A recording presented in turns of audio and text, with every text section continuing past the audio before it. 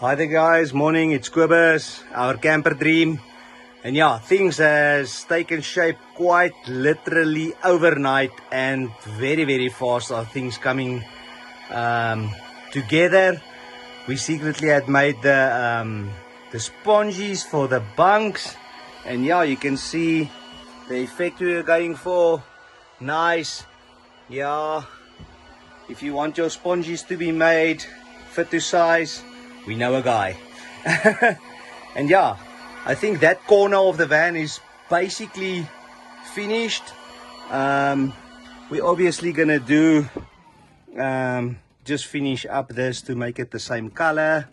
I'm thinking of painting this as well, the same as the walls, so that it also got that streaky look like that. And yeah, obviously ceiling still needs to be done, floor needs to be done, but yeah, we are getting there. We are getting there.